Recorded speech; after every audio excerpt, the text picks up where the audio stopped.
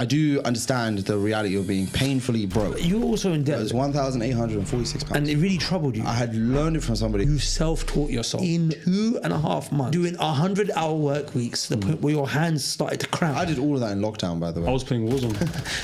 I get 10 to 20 a month right in and say, "Assalamu alaikum, I just got married on Sunnah Match." Like now we're competing with Mufti Bang. With Sunnah Match, I want to cross the competition. Why did you buy Rolexes? I've liked watches since I was a little kid. If you go to a meeting or something, you're wearing that watch, you get taken a bit more seriously. Certain. They want to know how desperate you are. The watch kind of removes that doubt. You know, some guys, like the first time they get some money, go get a watch. In that situation, I'll call it a frivolous expense. So if you had a business that you wanted to start, your seed money is gone. The practicing guy. Associations to that, like boring, strict. And I was like, it doesn't have to be like that. For 10 years, I've held back sharing my true self with you guys. It's now that I've realized that that wasn't something that was good to do. But now I've decided to open up a lot more and share with you my real life raw experiences. I'm going to be sharing insights with you with regards to my marriage, with regards to my businesses, my seeking knowledge, my friendships, my ups and downs, smiles and frowns, the betrayals that I've seen, what life in Dubai is like. I have just one request from you. If this is something that you'd like to see more of, click the subscribe button. The way that we will measure whether this is something that you guys want and are benefiting from is if that subscribe button is clicked and those numbers go up. If not, then we know that you guys want something else and we'll redirect and change course. So click that subscribe button. With that said, let's get back into the podcast and hopefully you guys are going to get some value, inshallah.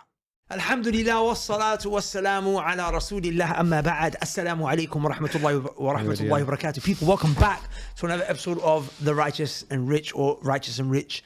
This is a podcast where we aspire to be righteous and rich. None of us are claiming to be so, but we want people to understand that there is no contradiction in any way, shape, or form behind, or there's no contradiction between being really pious and being really successful in terms of your businesses and amassing mass wealth. And the example that I'd like to present towards you is the example of Abu Bakr as-Siddiq radiallahu anhu, who is the inspiration on the back of which we have built this podcast. The ayah where Allah said, وَيَتَجَنَّبُهَا الْأَتْقَى, that he is atqa, the most pious out of all of the companions of the Prophet sallallahu alaihi wasallam after the Prophet sallallahu alaihi wasallam. From his ummah, sorry. You know, I saw a comment on and one yet of our... he was, if he was alive today, it would be the equivalent of Forbes richest. I saw a comment on one of our Rights and Rich podcasts where someone said that the examples you're giving are baseless because these companions, they made their money before Islam. After Islam, they stopped making money and they just started giving it away. And they were just giving away what they had already made from before. That is so ignorant that I would let the people in the comments refute that. Sure. I'll just give one example. Abdurrahman ibn Auf radiallahu anhu. Bring the receipts, guys. Abdurrahman ibn Auf radiallahu anhu came. That's false on so many levels. Abu Bakr as-Siddiq gave his entire net worth as a sadaqah one time during Hijrah. And then he did the same thing again in Medina. So how did he do it second time around if he didn't make the money back? Abdurrahman ibn Auf came to Medina completely broke with nothing. And he said, show me the way to the market. And then he became the richest man. Period. Anyways, today we have with us Abbas. Abbas. Yeah. Abbas. Yeah. Abbas. We can say your name multiple ways. There's lots of ways, yeah. There's lots of ways, yeah. So Abbas is the CEO of Sunnah Match, which is a 100% halal matrimonial service. He's also a shareholder in the company. My fellow shareholder. Yeah, we own the company together. Alhamdulillah, we also have a third partner as well. May Allah bless him. Ameen. And we're here to talk about SAAS. Yeah, amazing. SAAS is? Yeah, sure. SAAS. That's my mother-in-law. Not well, you're going to get SAAS to do this, inshallah. But what's SAAS? So SaaS is software as a service. So essentially you create software and you sell it. That's it. It's amazing. It's such a simple definition. Do you mind mentioning your age, Abbas? No, that's fine. I'm 27. Huh? I'm 27. 27 CEO of a SaaS company, Allah Barik shareholder, and literally with permission of Allah Azza wa Jal, in terms of this version of it that we're running, you built it from scratch single-handedly with permission of Allah. So we're going to get to that. Okay. But let's go back to when we met, Akhi. We met and you were really, really, really broke. Yeah, it's extremely, definitely. I started off so if I go in order. So I was at uni. I had obviously no money at uni because I never really had much money growing up in the first place. So I do understand the reality of being painfully broke. Give us some examples so we can feel that. For example, when I was at school, I never had a phone. Okay, you couldn't Never had afford a one. phone. Yeah, I couldn't afford a phone. My dad couldn't get a phone for me. And to be honest, I'm like, kind of happy that I didn't have a phone, to be honest, if I'm being like in the grand scheme, right? When did you get your first phone? I was 16. Oh, wow. What year? It was after I left secondary school, so my first year of college. Yeah, so I didn't have a phone when I was at school. Even when I was in college, I barely could afford to like go to college and also eat and also pay for my phone and all these other. Like, all of a sudden, all these payments started coming in. Give us I didn't another really have- example That's what do you mean of what? of how broke. How you were. broke I was. One time, I used to go to college in King's Cross, right? And obviously lived in Tottenham. So one time I didn't have money to go home after college. Like I just had enough money to get to college, right? Wow. And my mom and dad weren't happy with me to just skip it that day. My dad was like, just go and just find your own way home when wow. you get back. So I went to college and then I didn't have, I think I had like 50p or something, which you need £1.50 to get on the bus. And then you can like hop on the next one. So if it's like within 1 hour, you have access to 2 buses. But Oh, so you can't. yeah. So it wasn't available for me to go on the underground. So I had to walk home from King's Cross, So painfully. you also your living Seven sisters. Yeah, basically, yeah. your living yeah. condition. You were 20-year-old man living on the floor. So that's 3 years later. So I went to uni after that, and that was like the last bit of money that I ever had access to. Loads of people contributed to that, and I hope Allah bless them. So I did that, and then afterwards so I finished uni now. Finished with uni. And then I realized that obviously this isn't the pathway that I wanted to take. I studied mechanical engineering at university, right? And I clocked that I don't want to do this. I had loads of friends at uni who did like computer science and stuff. So I was dabbling around, playing around with other options. And then that's when I met you. And that's when I met you. That's also when you got accepted into Boeing. Yes, Boeing was, I got accepted to do a placement year at Boeing. That's If you guys want to hear about the Boeing story, please comment below. People are actually asking in the comments. No way, they Tell us want to know the the story. Boeing story. Like I'm into airplanes. I want to know like.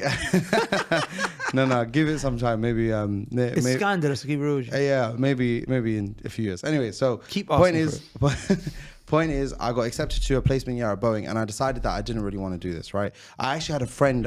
His name is Ammar, who he worked a placement year, I think, for a Formula One team or something. And I was like, that's great. That sounds amazing. That's like the dream of a mechanical engineer. So I asked him like, what's your day to day? And he was like, so I go in and I run simulations on the computer, and then I file those reports to my superior, and then blah, blah, blah, blah, blah. And in my head, I was thinking, That's dead. That's dead. I definitely don't want to do that. Like, I mean, on paper, it sounds great because it's a lot of money and it's a respected career and stuff. So why not, right?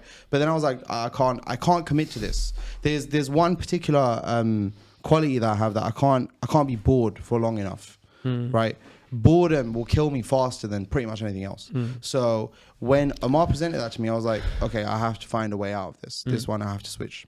So you were also in debt, right? When we met at that So time. I took a loan. It wasn't that you were just on zero; you were on minus. Yeah. And I remember that debt, and in the grand scheme of things, it wasn't a massive debt. How big No, it was was it? £1,846. And it really troubled you. Yeah, deeply. Why did it trouble you so much? I had learned it from somebody. It was a very, very terrible decision on my part to take that loan. I didn't like take a frivolous loan. It was because I needed to pay for my accommodation at uni, right? And one thing led to another. I decided not to get the student fine. No, basically I had. Okay, I don't know if this is going to stay in the podcast. I might have to cut this out. This is the point that I decided to cut off my experience at uni. I was like, I'm not going to the next year, so I don't get the next payment for the grant. Do you understand? So not because I cut off riba midway. loan, but No, grant. the grant itself, it comes in 3 payments, right? One at the beginning of each So this term. is not riba. Yeah, no, it was just the grant. But because I had basically told my uni that I wasn't coming back, or that I had decided that I wasn't going to go back or something, I wasn't eligible to get the grant anymore, so I didn't have the This money. guy's really doing this in the middle of a podcast. You know what? I Why was not? struggling to breathe. I know, I didn't but- realize. Man I was said I actually was struggling to breathe. no, because now I started to breathe from my nose. Yeah, I could hear you. And I was just sitting there, and I was, it was actually giving me anxiety. Yeah, okay. Subhanallah. I actually realized, sorry, that's why I was on my phone. I had to quick texting. I was really trying not to be on my phone. Yeah, Recently. subhanallah. I'm really sorry. No strips, that's fine. Because I was actually, No, I don't blame you. It is I revolutionary. can't believe you just did that in the middle of the Yeah, podcast. £1,846. That's where I was financially speaking, and it took me ages to pay that loan off. You know, today it sounds like such a ridiculous, Frivolous amount. Yeah, like I could. I'm not trying to gloat or brag, but I mean I could pay that off pretty easily compared to back then. That was basically the big money motivator for me to get out of that hole, basically. So, look, then you started to learn how to code. Yeah. Right? Because you realize that this uni thing, whatever you're studying, you don't really want to pursue a career in this path. Obviously, we got involved in that, or you were very supportive for like a whole year. Actually, the time when Abu Bakr went and joined TFL, there was a big void, man, in the sense where he was helping us with a lot of the logistical side of things. You filled in that and done a lot more as well. Allah Mabarak. You know, that activity was there. But I always used to see you on your laptop. Yeah. Doing a little course. Yeah. Was it like a uni course, a paid course? No, a free it's course, all online. YouTube? So you can Code Academy? Yeah, I used to do Code Academy. Yeah, Code Academy, Yeah, I used to learn and take lessons on Code Academy. Basically, you can learn how to program online for free, right? They give you like a course. They give you a lesson a week, right? Something like that. Yeah, you can. It's all self-paced, so it's not like that. But you essentially just go through the motions. You learn the skills necessary, and then at the end, you could either get a job or start a project or something like that. Yeah. So basically, we're gonna fast forward a little bit. Me and my brother, the mafia, were after us, as you might have seen in some of the previous episodes. They wanted to kill me and my brother Saad, and they kidnapped a family member. You know, it's so funny because nobody will believe you, but it's true. Literally, it's facts. Yeah, I mean, actually, met some of them. Happenstance brought us together. Recently? Yeah, no. I mean, like during those times. Oh, okay. Yeah. Oh, yeah. Yeah, that's house. Yeah. Oh, he was a decoy. Yeah. He was a decoy, and they came to.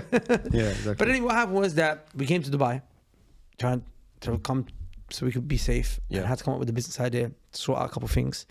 So I came up with this idea. So we're gonna make an app. We're gonna call it the My Dubai app. My Dubai. And the whole thesis behind this app is that it's gonna show you places where you can go to have a great time, but you know, stuff that is in line with what a practicing Muslim would want to do and where a practicing Muslim would want to go, right? Yeah. So all the nice spots, the hot spots, without, you know, things that would be inappropriate and so on and so forth. Yeah. So I said, I need two guys.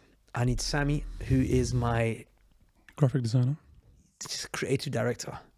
I need Abbas, who is going to be the CTO. Done. Yeah, he's going to get the job done. He's going to make the product, right? Now, I was asking both of them to do a task that they had never done. Sammy had never, ever worked on UX and UI. He'd never worked on user experience and user interface. He had to learn from scratch how to create an apps interface, right? How to design an apps interface. Abbas, I remember, and it was one of the most inspirational things that I had ever seen in my life, actually, was the way you self-taught yourself within 2.5 months, doing 100-hour work weeks to the point where your hands started to cramp. You started to get that. Yeah, like it's like carpal tunnel. Yeah. Yeah. Just learn how to code. Just like, wallahi, the dedicated, mad, bro. Yeah, it was a big shift on my part. Definitely, I agree with that. Yeah. You taught yourself how to code, bro. Yeah. Play the clip, brother. These are posters of Umrah trips that are going to be taking place over the coming weeks and months of companies that we've trained. And these are posters of all of the Umrah trips that have already taken place that we've trained over the previous months. If you would like to set up an Umrah company like these brothers, you know, it's shocking because people are always talking to you about, you know, do this and make money. And bro, this is proof in the pudding. This is actually proof in the pudding. We taught people how to set up Umrah companies, alhamdulillah, and they've been making this become a real life dream that they're living now. Now, it's not for everyone. If you're a people's person and you're a person who's got some type of social media following, and you know, you don't have to be a massive influencer, but a micro influencer, 5,000, you know, followers and above, and you want to learn how to grow that social media following even more so, whilst at the same time monetizing the community that you've built, and you have an interesting niche and angle, guess what, man? The Umrah setup might just be the perfect business for you. We've got very limited spaces and the price is going up. If you're interested to sign up, you can't. You have to apply, and we will see based on your application if you're a good fit for us. And then we'll let you know if you could speak to one of our team members. But it's worth giving it a go if you fulfill the criteria that I've just mentioned. So click on the link in my bio and check out if this is going to be a good fit for you, and hopefully you can sign up. Keith. Yeah, the idea was good. I would like to make it clear though, it wasn't just that. Our plan was to like sort of expand across Dubai and make connections with different vendors and stuff. Maybe we'll come up with a deal with this restaurant. You know, if somebody comes in with our code, give them a discount, or you know, make a section of the restaurant that's segregated. That's really good business idea. Yeah, to be honest, Something like that still doesn't exist. yeah. I mean, we got ChatGPT now for that. There's no. Yeah, but not in that way. Though. Yeah, of course. Not in that way. Yeah, we So, could make something. ala kullin, basically, you learn how to code. Is it something you feel like anyone can pick up Yeah. with relative ease? Define ease. It's simple. How hard was it? If you've got nothing else to do, you don't like have a job, then it's pretty easy. How long will it take you to get to a point where you're proficient? Zero to launch Zero app, to for a job. example. Oh, zero to a job is different. We'll talk about the job thing in a second. Yeah, Let's- I feel like job is a separate objective to having skills. Those two things are separate. Right. There's an I'll art talk to about it. that after. I'll talk about that after. But if you want to go from zero to launch project, 6 months. 6 months. You not knowing a single thing, you can have an app on App But you know Store what in shocked 6 me though, months. Ak, is that you learn how to code Yeah. through YouTube videos. Yeah, yeah. It was all free content. Yeah. So is there any excuse? I personally don't think so, no. I mean, anytime people ask me about this, I always tell them the same thing. You have free resources that other people have put together, like obviously for free, as I said. And the only thing that stops you from reaching the end is your own efforts. I'm reminded when Ustad told us that Siboy is not an Arab, and don't let your efforts put you back. And Siboy is the father of the Arabic grammar.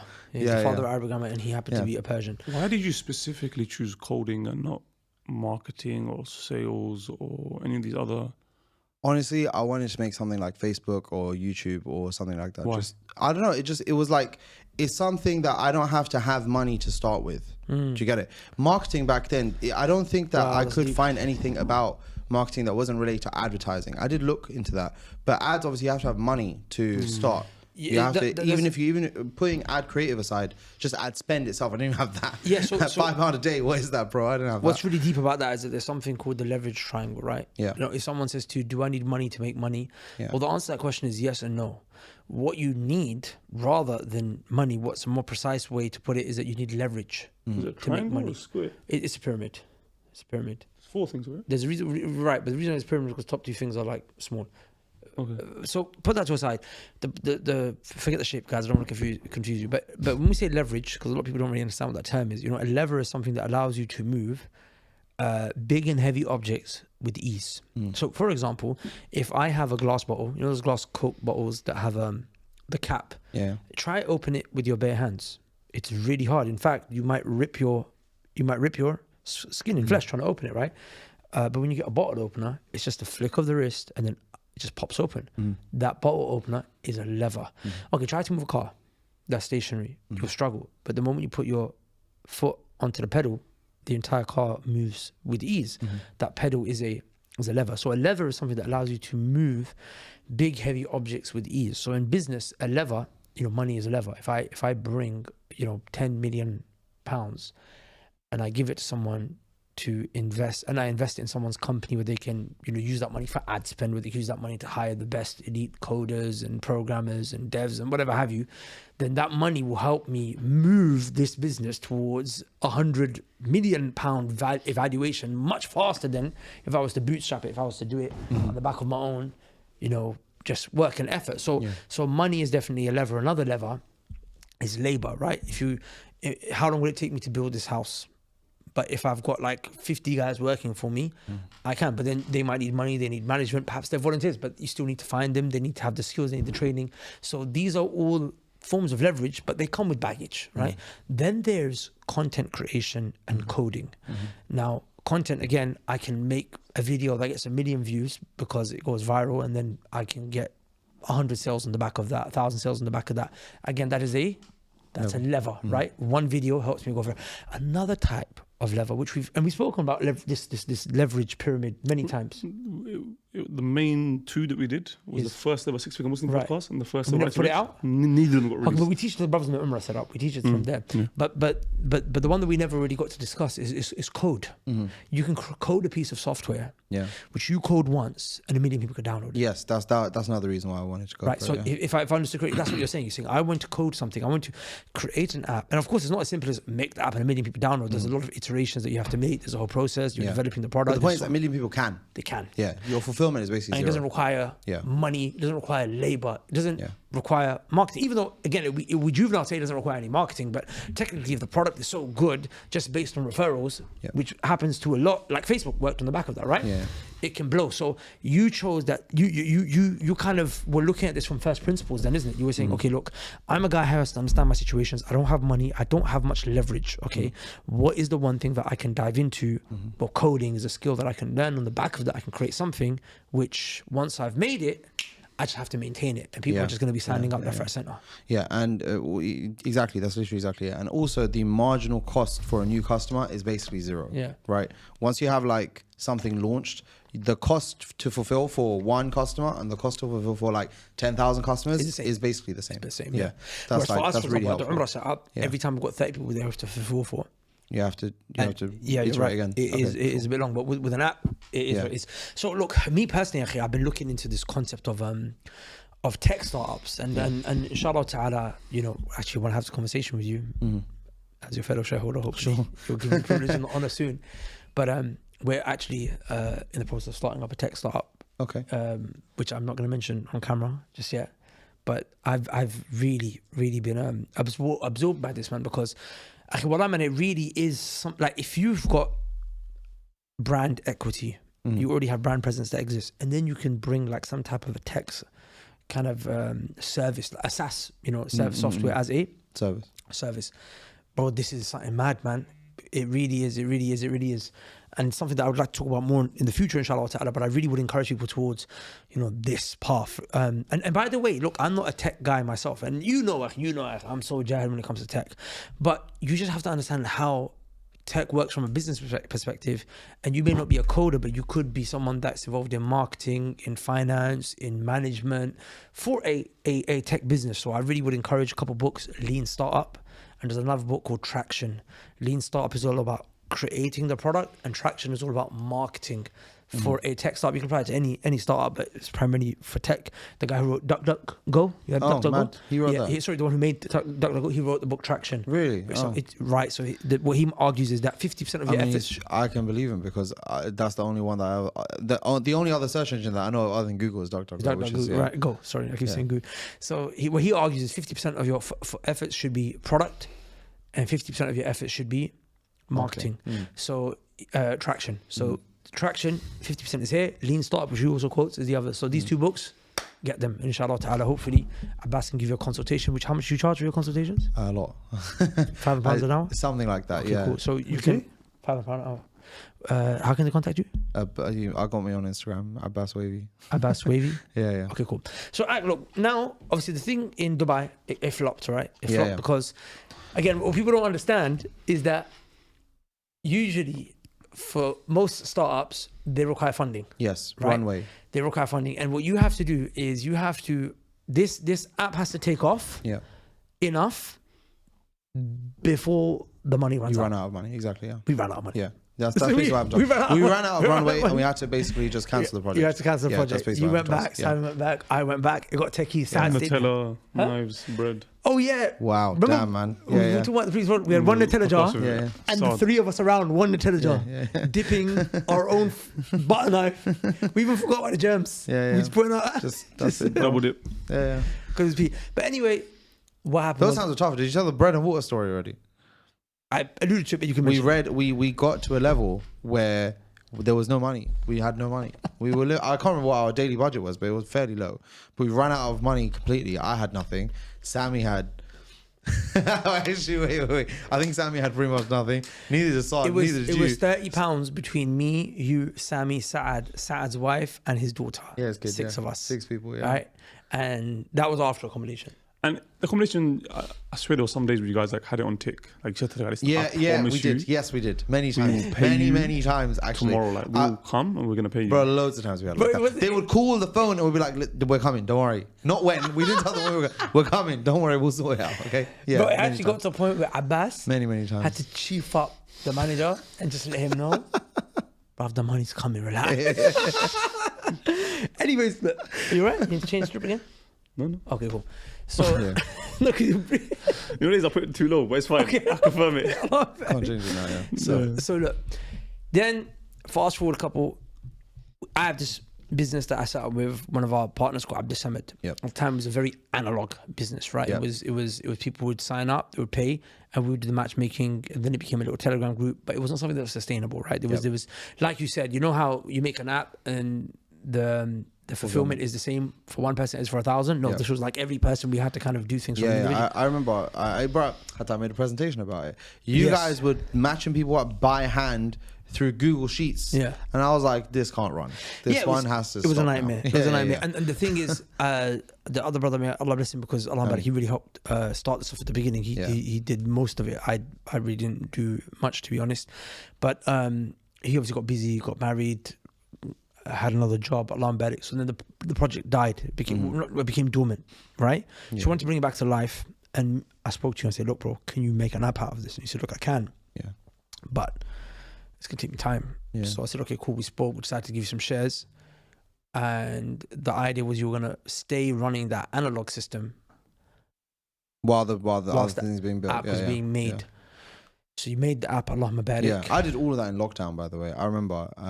I think that's like a big deal, which is that we went from zero, which is like the business just started on January 2nd, to like, I think like 6 figures in like 8 months. 8 months, something like that. Yeah. And from 0 to 6 figures in 8 months? Something like that. Wow. Yeah. Wow, Allah Mabarak. So, and the first like 4 months of that was like completely manual. I did all of it like on Google Sheets, Telegram, changing stuff up, blah. And then after that was when the app launched. I was playing Warzone. Man made 6 figures from the app. Yeah. Supposed to show, innit? Literally. Yeah. But you made 6 figures too. You have to mention that, bro. I love it. No, but truth be told, like you've done a phenomenal job. Like, because look, and here's the things. I really want people to see the warts. I want them to see the difficulties, right? Like, for example, when you make a product and you put it to the market, the first version is a beta. Yeah. Okay, the first version. What's a beta? It's a test. Yeah, it's pre-launch. Right, it's pre-launch, right? But the issue here is that we've been marketing and putting all this information out, and there was so much traction. Sunnah Match. So people will come into contact with a product that it was subpar. But here's the thing: like, obviously, I found this out much later. Is that what you need to anticipate and expect there to be bugs, many bugs inside of your first, the first version of your product, of your app, or whatever have you. But I can't lie, man. I really want to get into this tech startup thing. I'm enjoying it. I don't know if you can tell. I'm really enjoying talking about this. But what you're supposed to do is it's supposed to test it, right? Put it out to the market and just have a little bit of marketing that gets you enough customers so you can see where the bugs are and what the customer response is, right? Exactly, yeah. So, but we were sending people hard. Hard. This is the new thing. This is it. Come on, guys. Yeah. But people get married. Yeah. Believe it or not, it worked. Bro, somehow, right? There's bare Sunnah Match babies. You know the brother Tahmin who was there last on the weekend? You know that link up that we had? Poor guy, bro. Tahmin. Yeah. You know Sufyan was like, oh yeah, me, I got married. And he's getting married with Sunnah Match. Mad. His sister had twins with Sunnah Match. Wow. Allah Barik, right? Sign up. I don't know why you're still single. You know what I'm saying? Still single and roasting, bro. So point being here. So basically, look, but the product had some bugs. Yeah. So you had to clean this thing up, bro. Chat to me. Major issues for a while. Basically, this is a huge project for one person to take on. It's not like a big project in and of itself, but it's a big project for one person. You really, ideally, would like 2, maybe 3 people could handle a project this big, especially because as we grew, our problems became less about the app itself and more about the scale of the app, like how many people we have. Right, that's what I was mentioning to you the other day, as in one of the main bugs we had was that if you search for people, the app would crash. And that was because of how many people there were on the database, and I hadn't really set up the infrastructure for that properly. But yeah, no. Once I mean, that's a good problem to have. That's what I'm saying. It was a sign crashing of, because yeah, we have too many customers. Exactly, it was a good sign. Right, but there's also other issues. For example, some features that we didn't have. For example, that was one thing. The other thing, for example, is that we never had a free version. Right, we operated Sunnah Match as a premium only product for the first 3 years of its existence. You made 6 figures? Yeah, I mean we made a little more than that. Yeah, Alhamdulillah. Figures, right? We never even had a free version. So when I brought in a free version and I added loads of different features, expiry, last seen, all these different things, it kind of like made it into a more mature platform. Like people are confident enough to use it. I was really happy about that. Bro, we got so many positive reviews. I get people write in, maybe 20 of them, and 10 to 20 a month we get, roughly speaking, who write in and say, oh, Assalamu alaikum, I just got married on Sunnah Match, etc., etc. 10 to 20 a month? 10 to 20 a month, something like that. Testimonials? Yeah.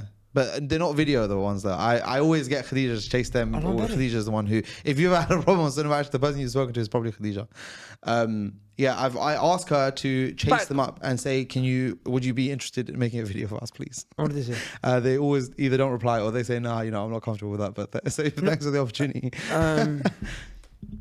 Yeah, so the point I'm making is that it's very so happy to hear 10, 20 people every month get married. Yeah, it's a successful platform. There's loads of reasons why, but I think I'll talk about why I think Sunnah Match is more successful than the others. Of course, yeah. Sunnah Match forces you to make serious contact. That's what I call it. Like, you can make contact with the other party, like the girl or the girl's brother or something, but that's not necessarily serious. Serious contact is like, I'm in the game for marriage. I'm not just like looking around, right? Like in every market, you'll have people who are like serious window buyers. shoppers. Yeah, or like tire kickers. That's like window shoppers is probably better, to be honest. Where they're just here to look around, see what's available, right? But Sunnah Match doesn't encourage that. That's not a win case for Sunnah Match. Does that make sense? For a marriage app, our interests are actually opposed to the customer's interests from a business perspective. From our perspective, it makes the most sense for you to sign up and then look for someone forever, because you'll pay a subscription fee and you'll be subscribed forever, right? But from their perspective, they want to get married as fast as possible. So in order to counteract that, it's like, okay, I'll help you get married as fast as possible by preventing you two from speaking to each other. Do you get it? The guy and the girl, they don't talk. It's only that the guy messages the girl, or he requests the girl, and she accepts him. And if she accepts him, then he gets the wali's number, which right? is in most cases the father. In most cases, yeah, pretty much all the cases. He messages the wali. The wali would then probably make a WhatsApp group between him, his daughter, and his. Yeah, the wali will make a WhatsApp group between the potential guy, his daughter, and himself, and then they'll be in the now. All of a sudden, you've gone from being a guy, literally you could do this whole process in 10 minutes, from being a guy who wasn't even in the marriage game to I'm talking to walis and sisters in 10 minutes. It can be like that. So right, none of this 3 months of talking period and looking around and this. Then let's get engaged. Let's bring the parents. Oh, my parents aren't going to be. Why the hell did you even string me along for these last? All of that stuff. Most of it is cut out on account of the fact that you have to make contact with the family. And what I love about this is that because this process, there's no shortcuts in it, and it's about seriousness. It only attracts a serious and practicing crowd. That's what I was going to say. Because there's no room for tire kicking on it. It kind of, as you said, it doesn't attract tire kickers in the first place. What are tire kickers? People who come and they look at a car and they kick the tires and they're like, all right, safe. I'm not interested, safe. Oh, okay, right? so you're saying they're just like, as Abbas said, window shoppers, right? For that reason, the people who are on Sunnah Match are generally speaking more serious than people on other apps. So Abbas, you then got a job. Yeah. Talk to us about that. How did that happen? And why did that happen? Because there's a couple more things to discuss. Yeah, because Sunnah Match is still till today. I'm saying, let's go. Okay, I'll tell you there about was Sunnah Match, then there was a job. Then there was Sunnah Match. So, why? As an engineer, it's important for me to learn about the industry as much as I can, right? So I learned from one angle, which is to make a product and launch it, as in like, in a production environment, and people pay for it, and live off it as well. And then on the other hand, it's like, I've never really worked with other developers. Do you get it? So I was like, okay, cool. I want to know. I want it when people ask me what it's like to work in the industry, I can say I've worked here for years, bro. I know what I'm talking about. And you're building something that's going to be a part of the industry. So you've got to create a company infrastructure. Exactly. That's nice. You learn a lot about how to manage Yeah. Tech I would say that my softwares and time that, right? in the industry, I don't work in the industry anymore. I don't have to, alhamdulillah. But what I'm saying is that the time that I spent there was about 3 years. I worked for a startup and I worked for a huge company as well. So through those experiences, I know how to make and launch and scale a software company quite efficiently, I would say. So, but to be honest, I was talking about how to get a job and the job market Because specifically. you didn't have experience. Any prior experience You that didn't was have- not my own. Exactly. Yeah, You didn't exactly. have any qualifications. Yeah. No qualifications, no prior experience in that sense, right? And you were young. Yeah, cool. I mean, they wouldn't know that on the CV necessarily, but yeah. So if you want to get a job, getting a job is separate to the skills that you have. If you want to become a software engineer and you want to make apps or whatever, you can learn that stuff for free online in your own time, at your own pace. You can learn it quickly, you can learn it slowly, whatever. But once you're there and now have skills, you have another major obstacle to deal with, which is the labor market itself, right? So if the market is in your favor, meaning the market welcomes people who just started, then it's great. You'll very probably easily get a job. But if the market is favoring more like people who are experienced, 6-7 years in the industry, Which it usually is. yeah, exactly. Your opportunities are obviously going to be much more limited. That's why, to be honest, for most people, when they ask me how do I get in the industry, I usually tell them start your own project. Because if you do that, you can kind of game the system. So if you start your own project and it's profitable, A, you're paying for your bills already. That's number one. And B, you are garnering your own experience, right? And then later, what you have to do is you have to ambiguously apply for jobs, pretending that it's not your own company. It's a company. It's not your company, right? Maybe just get your mum to be like a 1% shareholder. Yeah, something like that. Get her to write your literally. and just give her one task. Like, mum, every day you have to wake me up in the morning. That's For your work. official You have to wake me up job. for work. And because of that, you're a shareholder. You get a wage. You get salary. You're my manager. So when I ask you, when Suzanne calls you, asks you for a You US, say, yeah, he's amazing. He turns up on time. He turns up on time. Yeah, exactly. He gets the job done. That's essentially the way that you can game that system, supposedly. But I mean, if I'm being honest, it's kind of arbitrary. The guys who put up the bureaucratic laws for what makes a good engineer, I've never really agreed with them in the first place. So I'm saying if the rules are dumb, it doesn't make sense for you to follow them. So your reference came from who? Yeah, when I got my job, Imran was my reference. I was a shareholder, right? And I was CEO of the company at the time. So even though we're shareholders, he technically worked under the CEO, right? Yeah. So I remember, and by the way, I would never have done this if I didn't believe. I would never have said the things that I said to his previous employer if I didn't believe it, because that would be haram. Would be haram to lie. And I remember I gave him a. Imran gave me a glowing recommendation. A glowing recommendation. Bro, that guy, if he didn't hire me, he would be awake. He would be waking up tonight thinking, why didn't I hire that guy? Bro, you know the conversation I went? 4 years later, why The did I guy hire was that like, guy? bro, you must be so sad for him to go. And I was like, you have no idea. It's very hard, but it's what's best for him. Yeah. To be honest, it was a really big step for me. I learned a lot during that Was time. that the startup? Yeah, I worked for a startup. So do you believe that as a person who's trying to get their foot into the industry, startups is where they should try? Or do you think it's not no, really relevant? I don't think you should try to work for a startup. There's a few reasons. The first one is they don't have a mature infrastructure. So it's very unlikely that you'll have like a manager whose job is to protect you from directors, who their job is to protect you from like shareholders and stakeholders and stuff. I think it's better for you to work for a big company if you're just starting out. But isn't You're there- really expendable. You're extremely expendable to a Isn't startup. there- Man said protect you from Yeah. it doesn't just show you the reality of working in a corporate job. That's literally It's exactly out what for it your neck, like Yeah. hyenas, of course. bloodhounds. Yeah, at the It's end of the day, waiting you like- are a part of that. You are something that affects the bottom line, isn't it? So if you're being like overpaid for your work, meaning, and to be honest, tech salaries are really high. Like you can get like 100K job, right? Maybe not starting out, but you can get a 100K job. And if you're kind of like, just coasting by, someone's going to realize that 6 of the 7 guys on this team are pulling their weight and we're being held back because of one guy who's at like 60% capacity or whatever. Yeah, they'll cut you on the next round. So, is there not a case to be made though for working for a startup because you get more experience in that because you be stretched so far, you'll be doing so many other tasks that you'll learn way more as opposed to when you work for an established company. From an entrepreneurial perspective, definitely, I 100% agree with that. From an Like, employee for perspective, most of my like growth knowledge came from my time working for the startup, because there's so few employees. Like mine, it was 9 people. I was one of 9, right? Your meetings include everyone in the whole company: the CEO, the CTO, head of marketing, head of product, design head, front end, back end. You meet basically everybody. There's so much information that you can Were you basically front end or soak back up. end? Front end engineer in the beginning. I'm better. Yeah. So now I'm better. You've done this. Then you got another job which is even bigger in a bigger company. Yeah, I worked for a global company. Yeah. And then Allah Barik, you managed to leave both of those. Yeah, You moved to Dubai. Yeah. And now you live in Dubai, Allah Barik, with the income that you make from Sunnah Match. But even for a while, you were working remotely. Yeah. So my second job, it was remote first. If you work for a big company, they probably have a remote culture already, because software engineers have been remote basically since the beginning. As long as you have an internet connection, you can connect online, right? So when I worked for them, I came here as a trial run to Dubai. It's so funny. I remember that trip.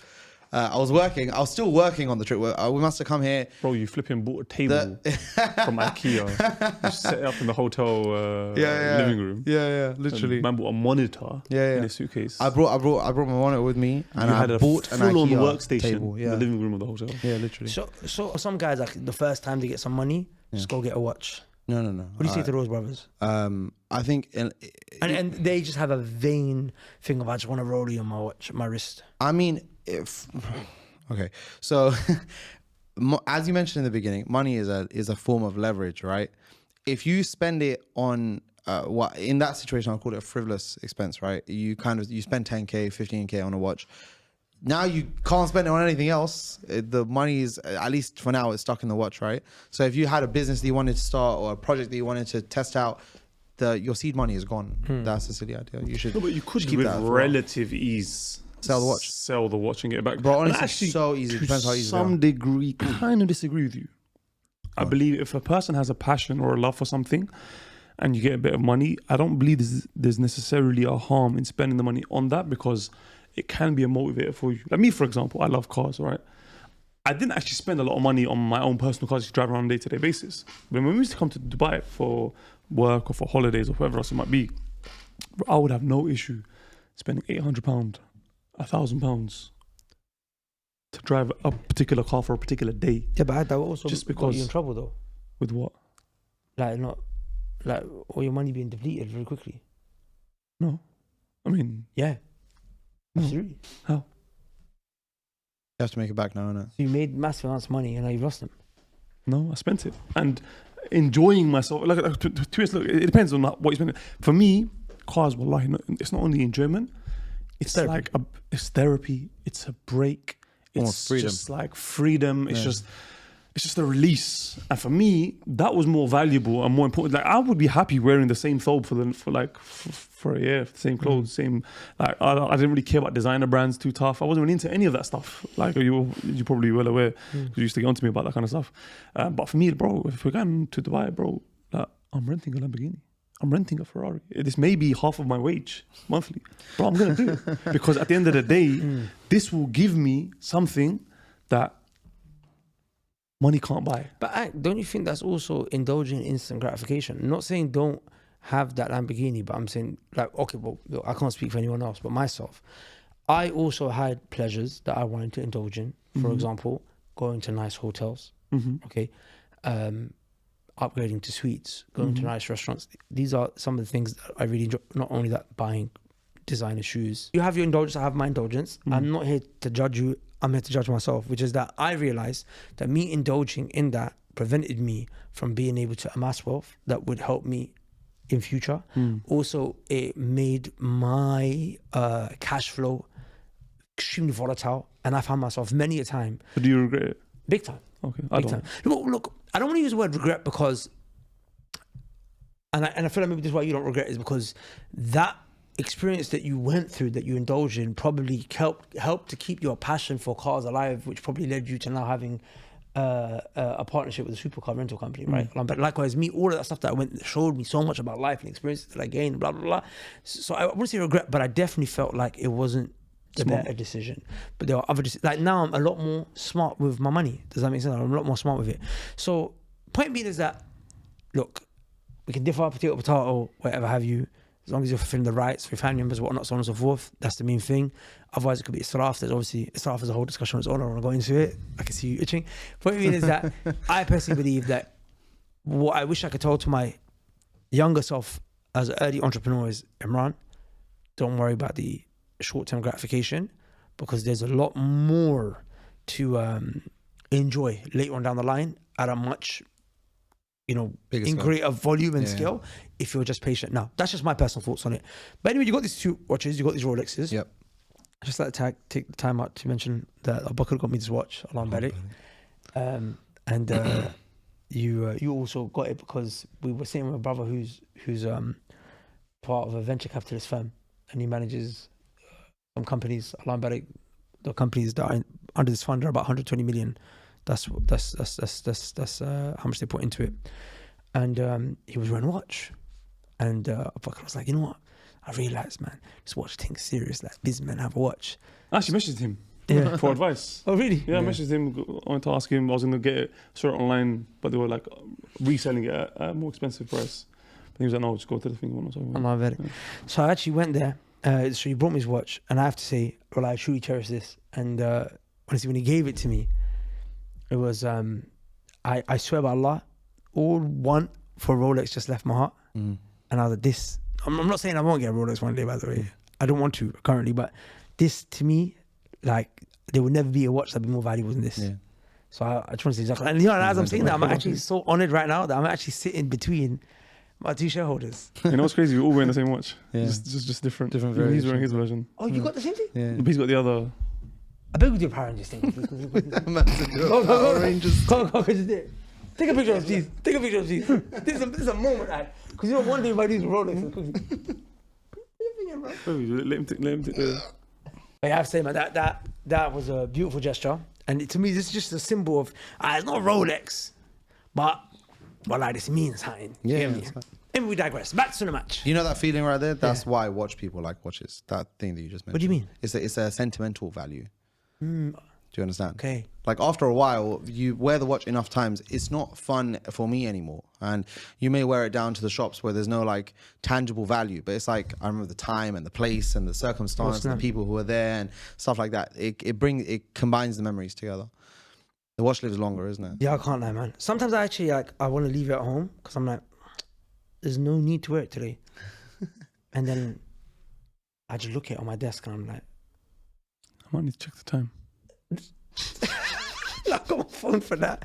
But I just, I can't, every time, if I leave this on my desk, I feel like I'm leaving you.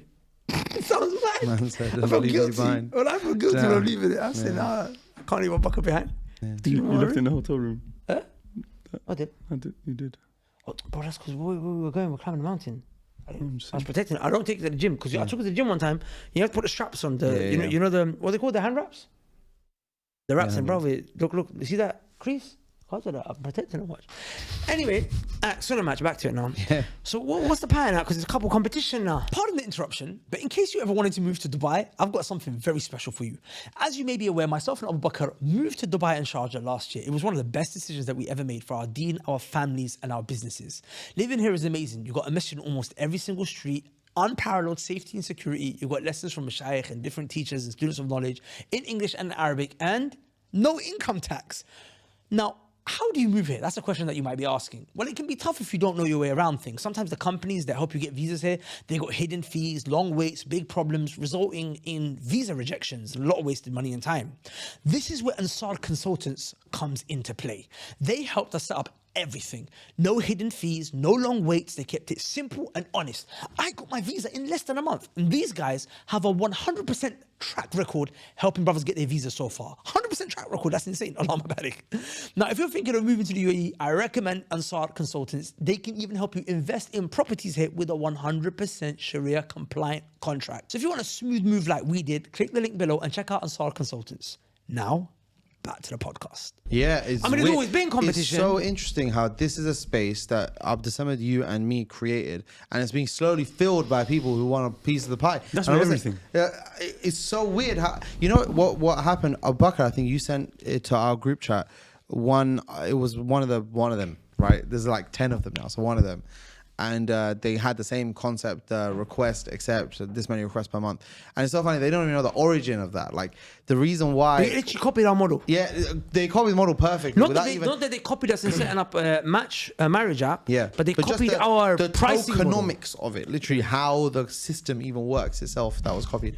And I mentioned that Sunnah Match has set a standard for how practicing marriage apps should work, and without even understanding why these decisions have been made or whatever, people just have implemented them. Yeah, I thought that was very flattering. It's like because there was Very never. flattering. If I could just mention, there was not even a market for doing it 100% halal. Yeah, exactly. That didn't. There was exist, not even a market for it, Yeah, bruv. yeah, In fact, that's everyone. The reason why Muz Match, which now is called Muz, became what it became was because eventually, like all the apps that were doing it legit were just getting more and more corrupted because they were just following what the market wanted. Basically, right? Yeah. They're following the desires of people. But you know, there's people on Muzmatch that are not Muslim. Mad. Yeah, like that. You can select in sect the category that said sect, and you select other, and then people write, "I'm not Muslim, by the way. I'm Christian." By the way, I don't think we can hold them to account for that though. No, Because, I agree, but I'm just saying because that if someone's saying Sunnah Match is not. No, it's true. But I'm saying that the thing that makes it distinct, Sunnah Match in that sense, is the fact that our audience wouldn't attract that kind of people in the first place. Yeah. I mean, it's true. The service provider aren't really to blame for that. But I'm saying, and if you block them, they'll shut your thing off. They'll sue you. Yeah, certainly. But you understand. But it helps to know there's exactly. Exactly. Yeah. But even across all the other companies, if you look at 5-star Umrah, bro, there was a recent video that Ibn Jarir told us, shout out to them, which made, and in the B-roll of the video, there was a group of Uzbekis, and they were wearing the 5-star Umrah logo with Buruj written underneath it. No like some company way. They literally stole our logo. in either Uzbekistan, I don't know what country it was exactly. But they literally, it was the 5-star Umrah logo to a T. Exactly, the one that Sammy made, Exact same logo. And even now, like obviously with the Brothers Club, when we first launched it, there was so much, who is that? Okay, now everyone's got I'm teaching Muslims how to, no, just that, just the concept of I'm going to teach Muslims business in this. It wasn't mainstream. Now, bro, if you start scrolling on Instagram, within a second, bro, there'll be a sister coming up saying, comment this in the comments if you want to learn how to start a 6-figure company. Comment this if you want to learn. When we said Operation 6 Figures, everyone was like, "What the hell's going on here?" You guys are, And now, actually, everyone has got their own little network, own little community, little this, little that. But alhamdulillah, for me, it's for sure, bro. We're moving and shaking and we're taking the first step. You know, there's at least off the top of my head, I can tell you a couple of the brothers who've got their own communities, who've got their own offers that they're closing and they got closed. We train them, put them on, and even some of them, our head of sales department is closing them. Mad. And closing for them, and bruv, there's no issue. Because that's always what we've been on. The space. That's literally what I'm saying. Is in this space that we created is being slowly filled with competitors. And in my head, I'm just thinking, okay, that means we were right. It took a while for people to agree, but we were right. Okay, but with Sunnah Match, I want to crush the competition though. Go on. Yeah, no, certainly, I agree. So how do you crush them? No offense. Well, I mean, the competition is fierce. But so I would like to not expose our strategy. Okay, cool. So currently, would it be nice to have some funding? No, I think we're past that now. We're bootstrapping this thing. Yeah, no, I mean, it's been self-funded the whole time. The reason why is because... Would funding help though and make the process easier if you had that? Perhaps, but not... How much do you think, roughly? Out of curiosity, ballpark figure as a CEO, mashallah. I just want to say, because there might be a venture capitalist who's listening, thinking why they don't have their numbers out there. Reason because we've been bootstrapping this up until now. Yeah, exactly. So I went to present to him the notion of starting to get our numbers ready so we can explore funding, which is why if he doesn't have the exact numbers at hand, it's not because we don't take this seriously, it's because... But how much would you say roughly? How much? It's in the mills. It's probably like 2 or 3. Yeah. I mean, he said $500,000. No, really? no. Okay. I said 750,000. Yeah, you said $500,000. No, and you were like, huh? And I was like, $500,000. Yeah. And because I felt insecure, but I should have stuck to my guns. Anyway, $500,000 was like 10K, 20K. No. What's it? How much? Bro.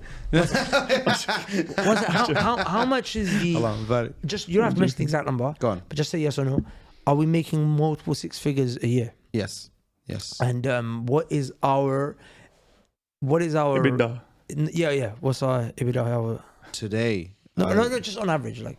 What's the lifetime value of a customer? Of one customer, it's like £85, Wow, £90, something like that. Okay. So on average, people who sign up, they stay for about 6 months. Okay, cool. Sometimes they stay longer, sometimes they shorter, but on average they stay And about they can pay 6 a months. lifetime as well. Yeah. Okay, cool. Allah barik. So we're making multiple six figures a year, alhamdulillah. And we went from 0 to our first six figures In about 8 months. alhamdulillah. So this is obviously a thing that's there. So I personally do want to push the notion of us getting some funding. I don't know. Maybe there's someone that possibly might be interested. If so, What would you do with the funding? We would spend it on engineers and ads, yeah, which is basically the literally product and standard traction, strategy. Yeah. product and Yeah. marketing, 50. Engineers and ads, yeah. Yeah, But to be honest, I would be much more like tight with how much money we spend on engineers, just because engineering salaries are so bloated for no reason. It's like, if I can do it, I'm only paying you to do it at the same rate as me, so we can cut the work together, right? You know- I'm not paying you to do it for me. You know, in Does that make marketing, sense? the brother Dario CEO mentions about you should have something, was it wacky or something, like the blue slide? yeah. So I'm saying if Sunnah Match had a half blue, half pink Bugatti, oh, sick. I'll be with you on that one. Damn, yeah. What's yeah. it? I'll be able to collaborate with Can you. we- Then can we we can. get- 10 minutes. Yeah, can we get that half pink, half blue? Is that If you possible? get married on Sunnah Match, you can use Get it for whatever your you want, wedding. innit? You can wrap it whatever colour you want. Khair, inshallah. I do want to Yeah. get back involved in some capacity, inshallah Sure. ta'ala. Really, like I'm dying to. Yeah, we've got space. When? Whenever you want. Oh, you've been Abbas. saying that. I Yeah, need, whenever I you need want. dates. That's No. my shareholder meeting, please. Are you driven or are you dragged? I don't know what that means. You know, I've heard that for the last couple of days. I don't know Alright, what that means. basically, at all. what it means is this. But It first, sounds like but first, one sec. It sounds Can like can I have my job back? Sure. It doesn't, it doesn't, it doesn't have, Can I have my don't worry, I job don't want back? to see your, that's your thing. Allah, Sure. But can I? I mean, Head of we marketing. need some marketing stuff for sure. So I have a meeting every Monday with Fatna at 2 p.m. If you can be a part of the meeting, that'd be nice. Okay, I don't mind. I'll work There you go. up that Boom. again. That's all it takes. You asked me today. I told you today. There's Because no he's out of time. marketing right now. Yeah. Yeah, no. So I'm going to be on I've that. been getting messages. I mean, you can be marketing director, which is above her. No, I work my way up the ladder. I'm gonna But- start from scratch. But let the sister know. Yeah, Yeah. I'm coming with some. Yeah. I'm coming with some leverage. Yeah. Allah. No, truth be told, that sister, may Allah bless her. I mean, Yeah. I mean, phenomenal job. yeah. So. Okay, because the reason why I have to kind of give her props right now, Allah Barik, and I've never spoken to sister in my life except for just a few exchanges in terms of online. But that was supposed to be my job, which I wasn't able to commit to, and she held it down. Allah Barik. Also, sister Khadija, may Allah reward her. Amin has been holding it down. Are there any others are One involved? second. Yeah, we have a few others. We did a Okay, may Allah podcast. reward the whole team, all of you. Amin. Yeah. Would you let your wife work? No. You remember saying no. And No. yeah, I've just heard name drop of sisters. So you got sisters working for Sunnah Match. Yeah, I mean, they don't work in the office. We never see each other. All of the girls who have ever worked for Sunnah Match, I've never seen them. I don't know what they look like. I'm But you're I'm providing- blind trusting Allah subhanahu wa ta'ala that these people are not psychopaths, because I only ever get the name and the email, and that's it. But you're providing jobs for sisters to work in a halal Yeah, we environment. need to try Yes. and From buy this home. because we're going to flip the Amazing. script, which Yeah. is that sisters should become. Whoa. They should work remotely. Yeah. And jobs should be facilitated for these sisters. Yeah, certainly. That doesn't mean, my brother, that you don't provide for her. Yeah, no, I definitely take like a form of happiness and pride in the fact that the girls who have worked for Sunnah Match, in the time that they worked for Sunnah Match, they didn't have to have any other job, or like any other like haram job, anything that's kind of halfway. You know, never had to work in Tesco or anything like that. Yeah. You know, one of the sisters, she worked from the UK and Egypt, and I think one other country. Yeah, all so at the same obviously time while she sister worked single, for she's Sunnah not Match. married, funding Very happy her with that. education, her Islamic studies education. She learned some skills and worked on it. Amazing. Allah Literally. Barik. So look, point being is that I'm happy to work more up that. Anyway, the question you asked, are you driven or you drag? Yes. So in other words, is some type of experience that you experienced in the past that was kind of painful dragging you towards success? Or is there some type of goal in the future that's driving you to success? Wow. I don't think I have any past trauma, you know. I mean, I did have much past trauma like everybody else, but I don't think I seem to have it anymore. So it's probably the second one. Although I guess Where do you think it went? the distinctive, I think it just slowly... It doesn't go away, Allah Abbas. took away from Abbas, I don't think it goes away. No, it doesn't work. It I don't doesn't go think No, away. I believe it does. I don't think it does. I believe not fully ever, but the weight of it gets removed. Okay. But there are, you know how they say with nuts, it contains traces. Traces are removed, but the nuts are removed. Sure. Do you have insecurities? Yeah, like everybody. What are your insecurities? Name your top 3 biggest insecurities. I mean, I don't know. I probably, if we go deep enough, we can probably find them, but I can't tell you off the top of my head. No. So what are you driven by then if you're not dragged? I'm a very competitive person, so competition definitely is help. Loads of people, but Name names. I mean, like now we're competing with Mufti Menk, so in the matchmaking. yeah. Well, Abbas, when we went for a lot, I just really want people to not be fooled by any stretch of the imagination here, yeah? That this, after Allah Azza wa Jalla's tawfiq, came down to painstaking hard work that Abbas put in. I'm telling you, the guy put in 100-hour work weeks. I appreciate that. 100 hours work weeks. I'm telling you, we were sitting around a Nutella jar, 4-man. With a butter knife. I didn't think you could do it. Really? Yeah. No way. You really didn't believe it? Like, I'm talking about the app days with the My Dubai app. Oh, okay. Man had no knowledge what that. I couldn't understand. I couldn't fathom. You man said, "Bro, we're gonna make an app." I was like, "Bro, you man are not making an app. You man is out there living in Dubai because you want to be in Dubai." Okay, cool. Just say that. Like, why are you guys saying we're out here building the app, bro? We all know there's no app. Like, come on, bro, be real. But then, mashallah, even the Sunnah Match, the new iteration, I was crazy. I was like, wow. Yeah.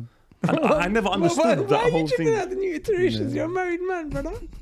No, he said to me, look, check it out. I have sent it to those people say, check this out, check this out. Yeah, test it out for me. I haven't even test flight and whatnot. Yeah.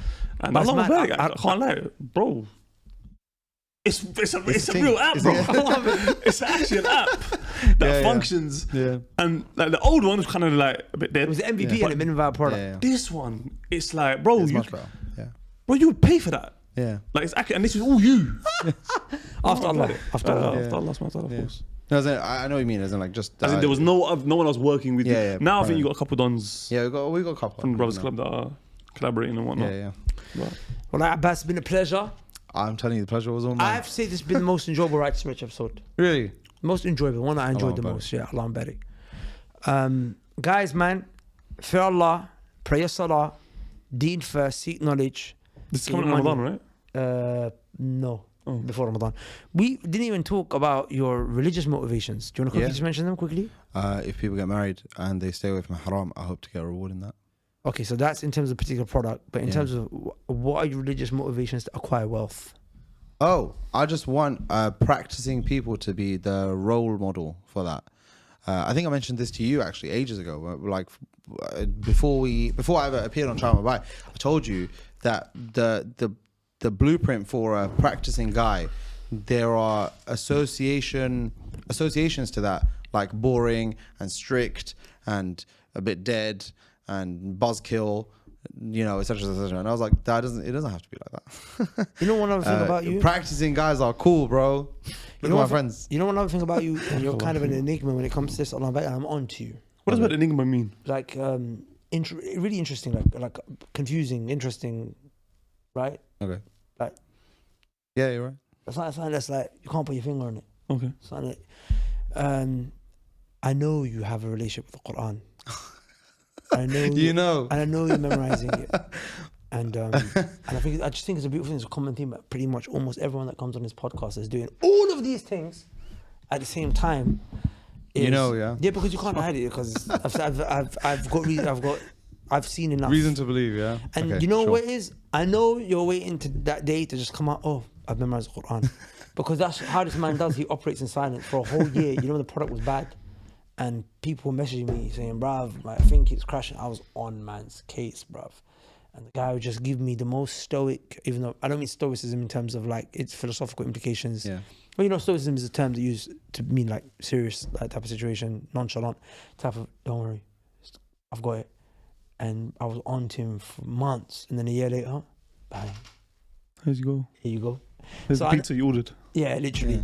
So he operates in silence, Allah barik, and I'm really hoping that you're gonna delight us with that day of And I know how he does it. He doesn't do it with, oh guys, I finished the Quran. You know what he'll do? That you make a mistake and like Surat Al-Anbiya, and he'll be like, correct you, just because he has to, because you have to inkar al-munkar now, right? When someone makes a mistake, you have to correct them, right? And I'm like, you memorized it, okay. And I have to catch 114 corrections, and then I'm like, okay, cool, the guys. Very.